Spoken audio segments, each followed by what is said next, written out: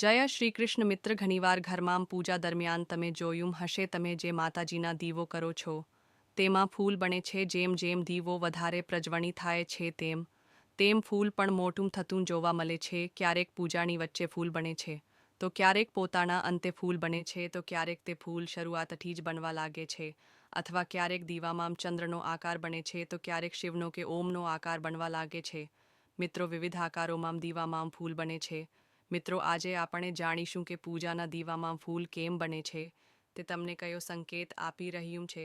શું કોઈ દેવી દેવતા ઈષ્ટ દેવ તમને તે ફૂલ દ્વારા સંકેત આપીને કંઈક કહેવા માંગે છે? તે જાણવું તમારા માટે અત્યંત જરૂરી છે. જો તમે પૂજા દરમિયાન તમારા ઘરમાં પૂજાના દીવામાં દીપક સ્થાપિત કરો છો ત્યારે જો તેમાં ફૂલ બને છે અથવા તો જો ની જ્યોતમાં ફૂલ બને છે તો તેનો અર્થ એ છે કે તમારી પૂજા તમારા પ્રિય દેવી દેવતા સુધી પહોંચી ગઈ છે અથવા તમે જે કોઈ પણ ઈષ્ટ દેવી દેવતાઓને માનો છો કે પછી કુલદેવીને યાદ કરો છો ત્યારે તમે હવે સમજવું કે તમારી પ્રાર્થના તેમના સમક્ષ પહોંચી રહી છે અને તમારી અરજી તેઓ સાંભળી પણ રહ્યા છે.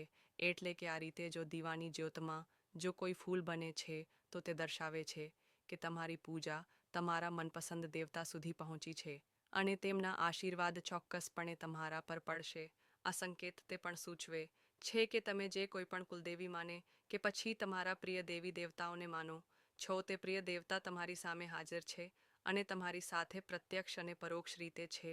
જે તમારામાં છે, તમે જે કામ માટે પૂજા કરી રહ્યા છો, તમારા ઘરમાં જે પણ કામ ચાલી રહ્યું છે તેમાં તમને ચોક્કસ સફળતા મળવાના સંકેત છે. મિત્રો, એવી ઘણી ઘટનાઓ બનવાની છે જે શુદ્ધ છે. તમને સારા સારા સંગીત સંભળાશે અને તમે આનંદમાં જ રહેવા લાગશો અને તમને સારા સારા સમાચારો પણ મળવા લાગશે. તેથી આ સમય દરમિયાન તમે ગભરાશો નહીં મિત્રો.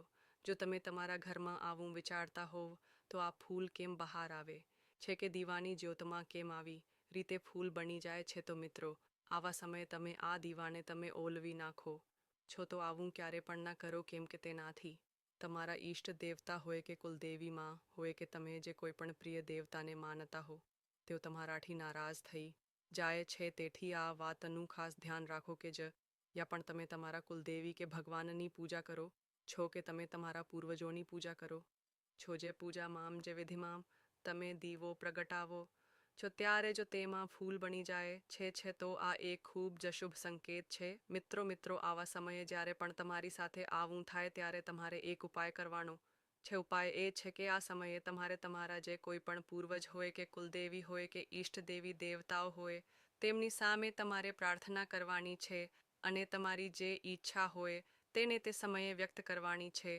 તેમજ તમારા પૂર્વજોની આત્માને શાંતિ માટે તમારે પ્રાર્થના કરવાની છે.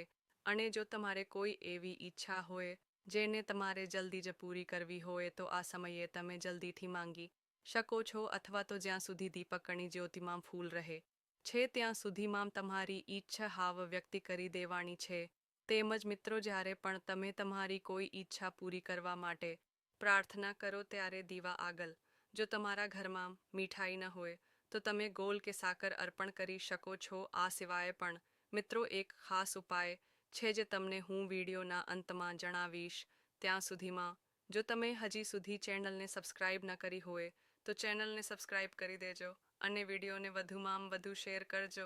તેમજ મિત્રો, આપણે તે પણ જાણીએ કે જ્યારે પણ આપણે દીવો સળગાવીએ છીએ ત્યારે દીવાની વાટ કેવા પ્રકારની હોવી જોઈએ અને કેવી હોવી જોઈએ તેના વિશે થોડી માહિતી જાણીએ તો તમે જાણો છો કે દીવાની વાટનું સંપૂર્ણપણે બળી જવું અને બચી જવું એ કયો સંકેત દર્શાવે છે. શું આવા પ્રકારની ઘટના બનવી તે તમારા જીવનની બધી સમસ્યાઓ અને તકલીફો વિશે તો નથી સૂચવતીને, કારણ કે તમે જે દીવો પ્રગટાવ્યો છે તે તેનાથી તો કોઈ સંબંધિત નથી ને? શું તમે પહેલાથી જ સળગતા દીવાના કોળાયામાં તો દીવો નથી પ્રગટાવતા કે પછી વધેલી દિવેટના ભેગી તો દીવો પ્રગટાવતા નથી? અને મિત્રો, તમારો પૂજાનો દીવો જૂનો છે કે નવો, તમે કેટલા વર્ષોથી એ દીવો વાપરો છો? શું તમારી પણ એવી આદત તો નથી ને કે થોડા દિવસો પછી દીવો બદલી દેતા હોવ? તો મિત્રો, તમને જાણીને નવાઈ લાગશે કે જો તમે મંદિરમાં દીવો પ્રગટાવતી વખતે આ બધી ભૂલો કરશો તો તેનું પરિણામ પણ તમારે ભોગવવું પડી શકે છે. મિત્રો, તમને જણાવી દઈએ કે દીપકની વાટનું સંપૂર્ણપણે